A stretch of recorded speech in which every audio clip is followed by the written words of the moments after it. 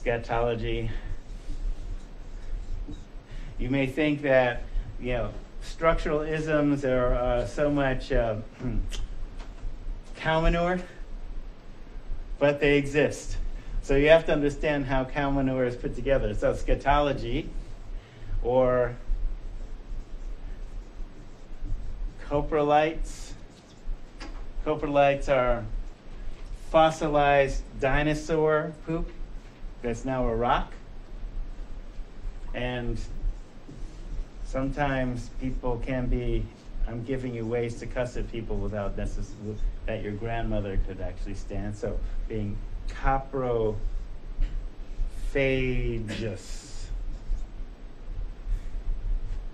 Phage meaning to eat.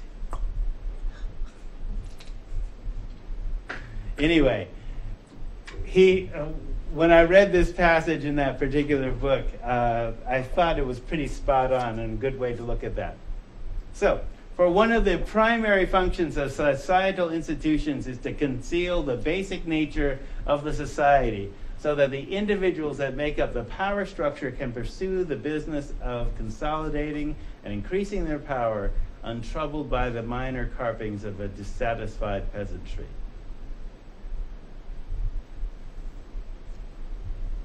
Well, that's kind of raw, but social institutions basically keep the people in power, despite what protests might happen. Societal institutions act as fig leaves for each other's nakedness. The church justifies the actions of the state, the teachings of the school, the principles of the economy, the pronouncements of the church. Okay, so he's talking about this circular relationship in contemporary society that basically has been reflected in other societies as well. This was definitely happening in Egypt too. Church justifies the actions of the state. We've separated church and state, but they still influence each other, right? Because even though we're not technically a Christian nation, it's the King James Version of the Bible that sets social policy. State, the teachings of the school, the principles of the economy, the pronouncements of the church. Truly efficient societies conceal the true nature of the operations, motivations, and goals of all but the most minor institutions, some even managing to control the appearances of the local parish, courthouse, board of education, and chamber of commerce. Okay, which are basically local outreach cells for each one of those things, whether it's the schoolhouse, the parish, the church, schoolhouse, the education, chamber of commerce, business. But even the most efficient society loses control at some point. No society, for example, is so efficient that it can disguise the nature of its sanitary facilities. And so, when seeking to understand the culture or the history of a people, do not look at the precepts of the religion, the form of the government, the curricula of the schools, or the operation of businesses. Flush the Johns. America is a class society. If you doubt it, consider the sanitary facilities employed by America's three modes of public long-distance transportation: airplanes, trains, and buses. Now, I stopped the quote here because it's worth reading the book yourself to get what he's talking about, because, so for example, with each mode of transportation, airplanes and air terminals basically require a higher, the tickets are more expensive, higher class of clientele, the sanitary facilities are spotless. The next level down, trains, okay, little dirtier, cheaper tickets, right, more plebeian class of folks, and then buses, whether it's Greyhound or public transportation or whatever. Public transportation doesn't have potties on them, but buses and bus terminals, the most public, hence the most porous, and you remember the idea of in dichotomous logic, which facility is better, public or private, school, transportation, et cetera, et cetera. Basically what Bradley is talking about within this framework is looking at hidden systems of classism and power and how those things are reinforced subtly. So structured class differences. Now, some class differences are also aligned racially, too. So skin color can be associated with economic benefit. And the reason I bring this up is these systems have been structured and codified in the same time period, in a most subtle way. So this is one of the things that really, in terms of looking at how America operates today, when we talk about like nation building, like when we're talking about, oh, we invaded Iraq because Saddam was involved with 9/11, which that was clearly a lie, but we're involved in nation building. Now, our record on nation building, look how well we did with building our own nation between the North and the South, around slavery, et cetera, guaranteeing rights. Not so great. So, ways of dividing people. So, for example, skin color is associated with economic benefit, lighter skin, straighter hair, blue eyes, short non-ethnic hair. Basically, what I mean by non-ethnic hair, well, we have a concept of what ethnic hair is. Go to a beauty shop that sells beauty supplies. Go to a barber shop. I must confess, one of my reasons for growing locks was the fact that in this entire state, there were 5 places I could get my hair done. And that was for like an afro. Unless, you know, a U of O football player hooked me up. So this point was proven to me when I went to like Supercuts in Portland. I had to do a presentation in DC, working for the feds. Hair was out to here, need to like be sharp for my 3-piece suit. Go to Supercuts in downtown Portland. Because I didn't have time to go to Northeast, to Doris's barbershop. So had to go directly to the airport. So I go to this place, white guy's there, I said, can you cut my hair? He said, oh yeah, sure, have a seat. Really? So he has to root around in this basket and finally finds a pick. And so okay, so far so good, except that as he's starting to cut it, he starts putting his fingers making dents. Wait, stop. You don't know what you're doing. Okay, you pick it all out, then, you know, without touching it, I thought they would have taught you that in barber school, because the only reason I was willing to sit down is because in San Francisco,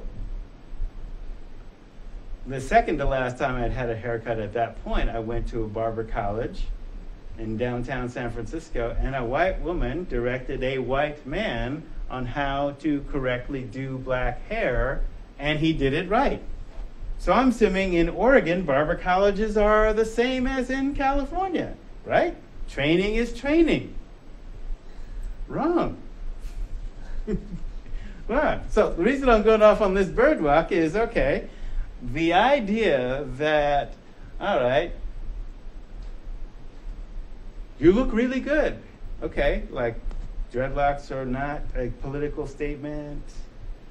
It was like convenient on one level. It was a political cultural statement at one point, but it was just simply easier to deal with than trying to get a haircut from 5 places. Don't cut it at all, right? But that is not the corporate value, right? That's ethnic. It's too ethnic. Unless I'm a black woman, then it's a cute hairstyle. But if I'm a black male, it's a political statement. Okay? So not only do we have values of like race and class, we also have, you know, gender and other things that intersect with this.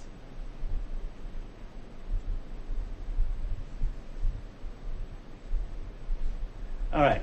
So the model, what is the model of freedom? So the mathematics of race, based on appearance or geography or national origin or biology, all those different modes that we talked about. The different memes of race. So appearance, what you look like. Or where you're from. So we can talk about the Irish race, the German race. These are all memes that are happening in the 19th century at this time that are competing. The Irish don't have the same rights as black people. The Irish aren't even considered white in this time, nor the Germans, nor any ethnic Europeans. Only white Anglo-Saxon Protestants are considered American. So national origin or biology. So 19th century memes were based on Romanized Christian dominant memes, kind of white Jesus, Bible-based race policy, that is, God made the races separate and on separate continents, so it's a sin to mix them. That was the justification against miscegenation. God wanted us separate. It's a sin to mix us. KJV, straight up. Not in the Peshitta. So amalgamation and miscegenation, as we were talking about last week. So mixing, so part of the fear is mixing. Now amalgamation is race mixing until one race disappears, and it's basically what Frances Cress Welsing talks about. She's a contemporary black psychiatrist, talks about a subconscious fear of white annihilation. Oh, sooner or later everybody will be like tan in several generations. Well, no. Hasn't happened. We've been kind of race mixing for 22,000 years. White people there are more white people today than there have been in 22,000 years. Don't think we're trying to get rid of them. It's not going to happen. So, mixing of the races. So, we create colorism as a barrier, basically to stop the new emancipation from happening. So, to inhibit freedom, you limit access by creating a visible reward system that furthers a divide and conquer agenda. So whether you believe the Willie Lynch letter is real or not doesn't matter at one point, because the meme, and if you understand how memetics work, it doesn't have to be true and doesn't have to be real. Colorism is real. It's a subset in Crash, it's a subset of racism. And the reason I'm basically talking about it here is some of these policies got set into law during this time period, only to be, well, not even erased. They got set in as policy and essentially got reinforced. So our blonde-haired, blue-eyed ideal of beauty came from Caucasian sex slaves who were the property of wealthy black Africans in their harems. Now, this is from Nell Irvin Painter's book, The History of White People, and she's basically quoting Europeans within this and showing these pictures. This is how the standard model, he came from they were sex slaves, and they were in harems. And they had these beautiful, idealized statues and paintings, etc., and also showed who the owners were. So colorism, by a researcher named Joyce Landrum Brown, late of, I think she's at UC Santa Barbara. So colorism. A related concept is color consciousness, sometimes known as the color complex. Russell Wilson and Hall define the color complex as a psychological fixation about color and features that leads blacks to discriminate against each other. They further note that traditionally the color complex involved light-skinned blacks' rejection of blacks who were darker. However, the color complex also shows up in terms of dark-skinned African Americans spurning their lighter-skinned brothers and sisters for not being, quote, black enough. They actually even said this about the president. My issue with him wasn't so much not that he's not black enough, he's not Mandela enough. As if Nelson Mandela, another lawyer who became leader of his country, actively fought against apartheid. Take a lesson from Obama. Take a lesson, Obama. Mandela, not Lincoln. The complex even include attitudes about hair texture, lip size, body shape, nose shape, and eye color. Color struck was a term coined for blacks who regularly made distinctions based on skin color. At the personal level, color individually The I of ism. Colorism is a set of beliefs. On the other hand, when a group of or individual has the power to institutionalize and enforce behaviors, laws, and norms, and standards based on belief of skin color, superiority, or inferiority, then colorism takes on a whole new dimension. The battle against colorism needs to be waged at the personal, interpersonal, institutional, and cultural levels. The institutional and cultural levels, colorism is skin color prejudice plus sanctioning power. So basically using the U.S. Commission on Civil Rights 1970 definition, prejudice, prejudge. Prejudice plus power equals, well, in that particular thing, that particular meme, racism, but all the isms work. So individual, structural, society, mentality. So colorism develops when personal opinion and individual biases are codified as norms and doctrines, and then enforced as societal behaviors and institutional practices. Today's society, skin color provides a stimulus cue to thoughts and emotions regarding person perception in interpersonal relationships.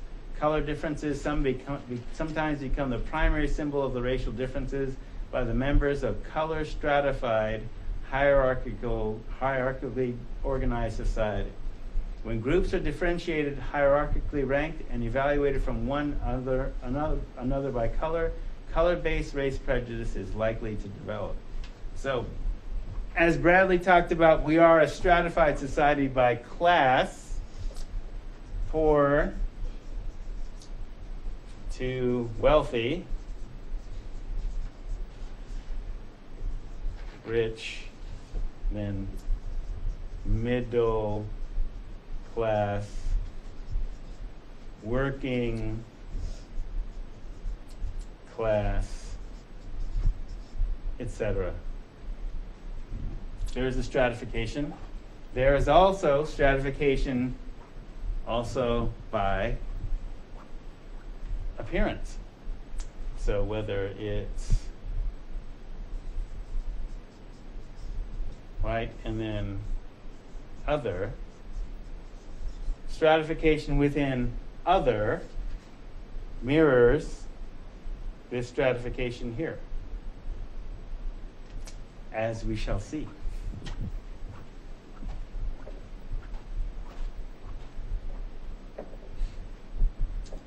So Landrum Brown is a social scientist, psychologist, or sociologist, as memory serves.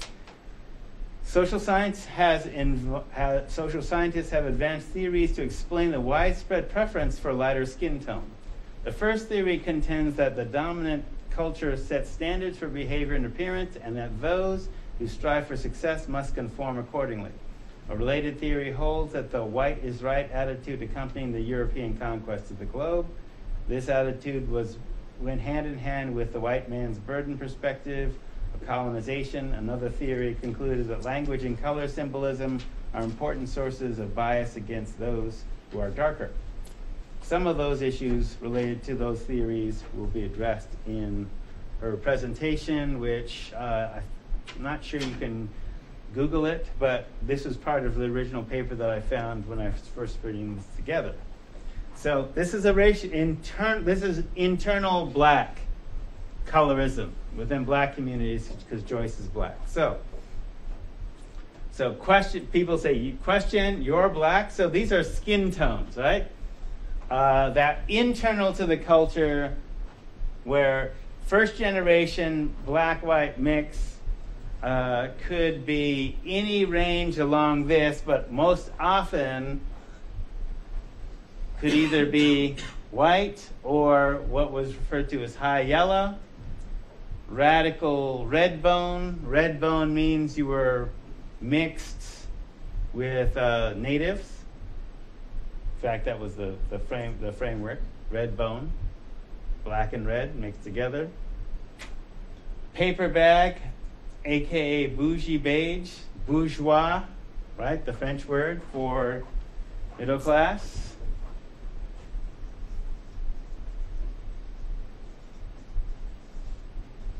The bourgeoisie. Café accompli, that is, you're accomplished. Café au lait, right? Coffee, dark brown coffee mixed with cream. Mocha mania, Mississippi mud, Cackalack black soil, ebony jet, blurple.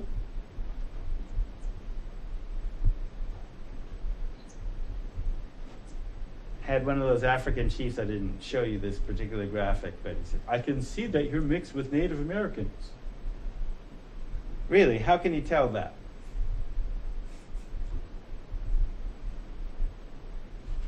He's one of the ones that wanted to say, forget about slavery, just put it out of your mind. Uh-huh.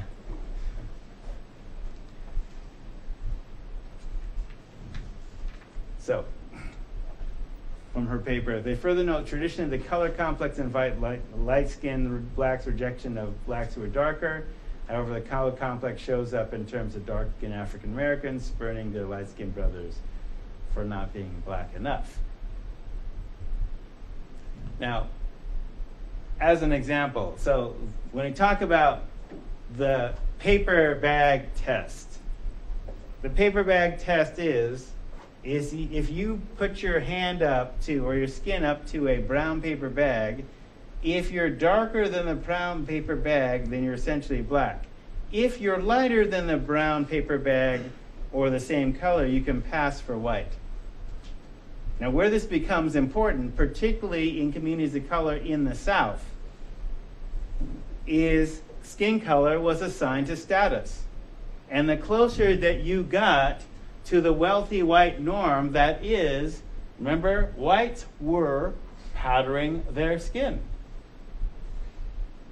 The put-down term redneck was basically colorism within white people. Rednecks were agricultural workers. They did working class work.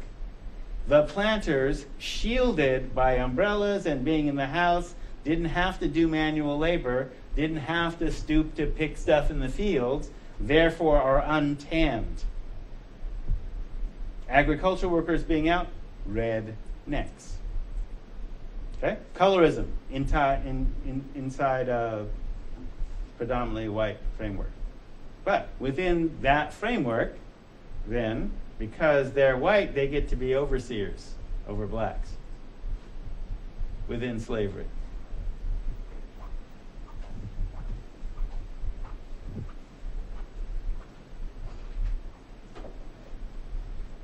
So, as an example, Glamour Barbie.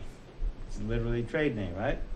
The complex even included attitudes about hair texture, lip size, body shape, nose shape, and eye color. Color struck was a term coined for blacks who regularly made distinctions based on skin color, starting in this particular time.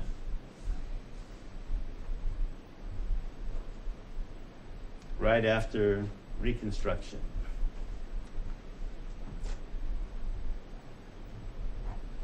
Trust you know who that is, right? Huh? Your girlfriend, huh?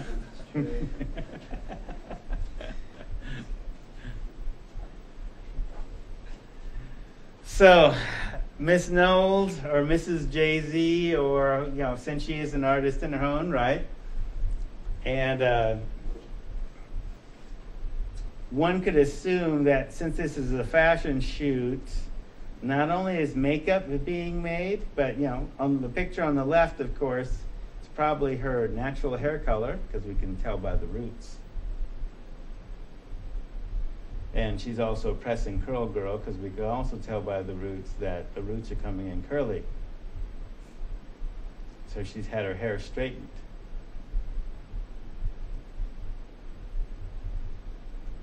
So in the second one, on the right, glamour, and you probably, if you consume television, you've seen her, in commercials for Maybelline or CoverGirl, et cetera, right? Different hair color. at least she's not doing blue-eyed contact lenses. But there are people that do. And we must note that who is using blue-eyed non-corrective contact lenses, who is not? Who is using brown-eyed contact lenses? Do white people turn their blue eyes brown? They do not, by and large. All right, so sanctioning power. So, no organized attempt since the Copenhagen Conference in '65 examined the role of color discrimination in the modern world. There's been ongoing interest in this within the African American community until recently. Most of this interest has not come to the attention of the wider community. Colorism does not operate in a vacuum. It goes hand in hand with several key concepts linked with racism, racial classification, racial identity, racial self-designation, internalized racial oppression, and white privilege. So as an example, starting from a context of white privilege, if you were going to use the Macintosh paper on that as a starting point, then one of the things you look at is what kind of values are reinforced within society, what is your own racial self-identification, what is your classification within that, how does those two things affect your responses to racism, if anything, and your racial self-designation, and then what internalized racial oppression do you experience internally.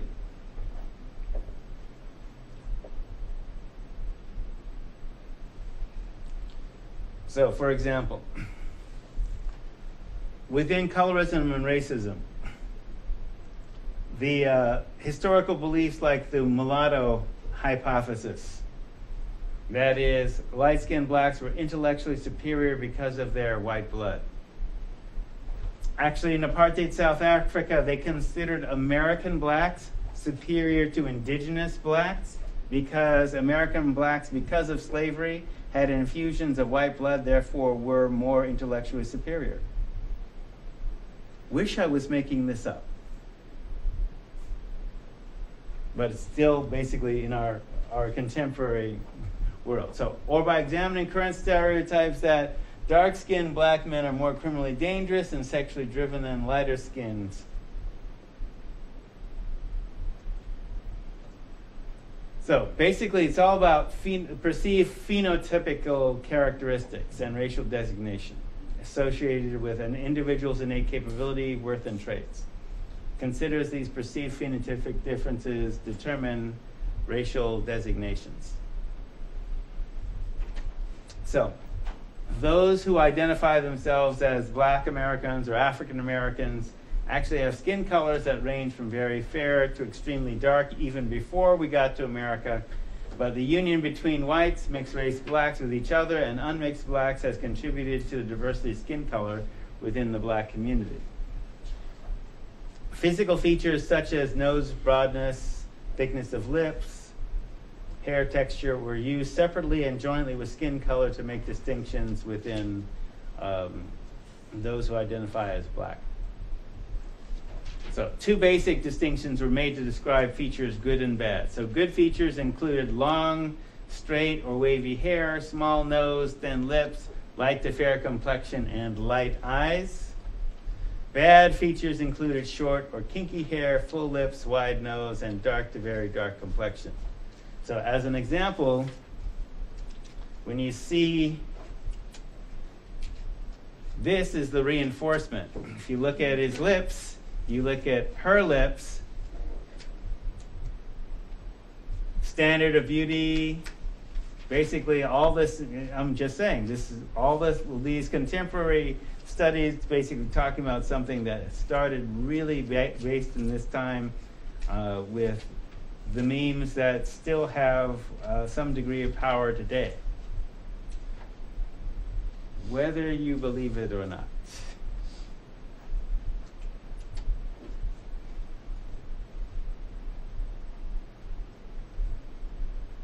So the terms fair